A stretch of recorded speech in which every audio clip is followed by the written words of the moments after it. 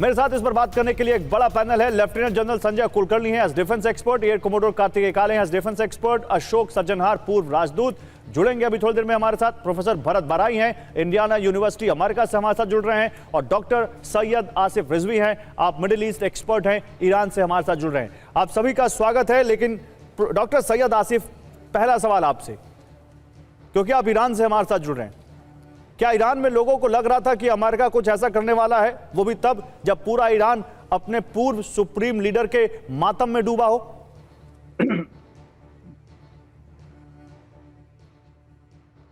जी बहुत शुक्रिया, बहुत शुक्रिया। नमस्कार, जय हिंद।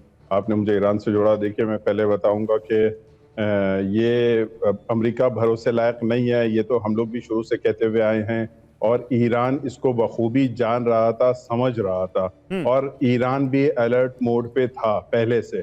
ये जो प्रोसेशन चल रहा था, अब इतनी उम्मीद नहीं थी इसके दरमियान इस तरह से होगा, लेकिन ईरान जो है अलर्ट था और मालूम था, क्योंकि देखिए MOU जो साइन हुआ है उसको लेकर जो दुनिया में जो ट्रम्प की थू-थू हो रही है, अमेरिका की जो थू-थू हो रही है, तो वो सब समझ रहे हैं, सब देख रहे हैं, और जो बदनामी का सामना करना पड़ रहा है, क्योंकि इसमें विन विन सिचुएशन है और विन दोनों तरफ से ईरान का है। तो ये जो सिचुएशन देख के समझ में आ रहा था, उससे लग रहा था कि अमेरिका बिल्कुल जो है इस MOU की मुखालिफत करेगा।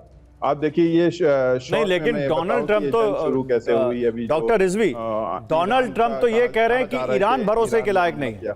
डोनाल्ड ट्रंप ने, मालूम है, आपने स्टेटमेंट देखा होगा उनका, वो कह रहे हैं कि ईरान के लोग भरोसे के लायक नहीं है।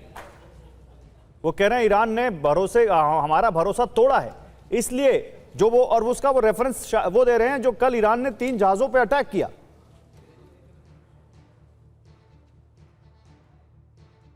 जी, वो तो सब देखते हैं, जानते हैं, समझते हैं कि झूठ कौन बोलता है और भरोसे लायक कौन है। इनके ट्वीट्स मालूम है, एक एक दिन में कई बार वो झूठ बोलते हैं, इसका तो एक खुला चिट्ठा सबके सामने है। बहरहाल, अगर ये कहते हैं कि ईरान ने तोड़ा, तो मैं इसी पे आ रहा था कि देखिए, अगर MOU का फर्स्ट जो क्लॉज था और फर्क पैरा था, उसमें यह था कि इसराइल जो है लेबनान में अटैक नहीं करेगा, जबकि 3 दिन से मुसलसल जो है इसराइल लेबनान में हमला कर रहा है, मार रहा है।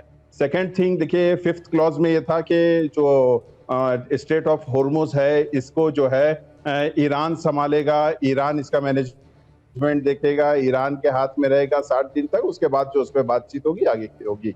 ये नया रास्ता क्यों बनाना, जब आपको सेफ पैसेज ईरान दे रहा है, ईरान आपको सेफ वे दे रहा है, आपकी वेसल्स निकल रही हैं, तो ये आपके जो आप में कीड़ा काटता है, आपको ये क्यों है? तो ईरान ने पहले कह दिया था कि अगर मैं डॉक्टर रिजवी में प्रोफेसर भराई के पास जाऊं, उससे पहले एक सवाल और स्टेट ऑफ हॉर्मुज तो इस वॉर से पहले फ्री था ना सर? ये तो वॉर के बाद आप लोगों ने उस पर, वहां पर नाकेबंदी कर दी, टोल वसूलना शुरू कर दिया, और अभी भी अगर मैं गलत नहीं हूं तो 60 दिन का क्लॉज तो इस MOU में रखा गया था कि 60 दिन तक हॉर्मुज फ्री करो, उसके बाद देखेंगे क्या करना है। तो 60 दिन तो पूरे नहीं हुए, तो फिर अभी आप लोग वहां पर मेरा रास्ता, तुम्हारा रास्ता, ये रास्ता वैलिड है, ये रास्ता वैलिड नहीं है, ऐसा क्यों कर रहे हैं? जी देखिए, इसमें नुकसान किसका हुआ? ईरान का हुआ या नहीं हुआ? ये अटैक ईरान पे हुआ या नहीं हुआ? ईरान जो ये मिडिल ईस्ट जो ये रीजन है, पूरा वार जोन किस लिए बना? अमेरिका ने इतने वेपन्स यहाँ पे ला रखे हैं, ये अमेरिका की 5th फ्लीट बहरीन में क्या कर रही है? तो इतने वेपन्स और बारूद का जखीरा यहाँ बना रखा है, जिसको ईरान ने कहा है कि अब हम कंट्रोल करेंगे। आपकी बात बिल्कुल सही है, 47 साल से हॉर्मुज पहले से है, लेकिन 47 साल से जब से रिवॉल्यूशन आया है तो ईरान के हाथ में, ईरान ने कभी ना उस पर टैक्स लिया ना कुछ लिया, लेकिन अब जो है ईरान पे ऐसी आन पड़ी है कि ईरान को अपना स्ट्रेटेजिक पावर यूज करना पड़ रहा है। यही हम बताना चाहते हैं कि जिस तरह से ईरान के पास इतने सदमे पे सदमे झेला, आपने जो है इनके सुप्रीम लीडर को मार दिया, और यहीं पे बात एक रोक के मैं शॉर्ट में ये बताऊं कि देखिए, एक हताशा और निराशा जो ट्रम्प को कल परसों नरसों से सता रही है, ये प्रोसेशन जो फ्यूनरल का चल रहा है, उसमें देखिए किस तरह से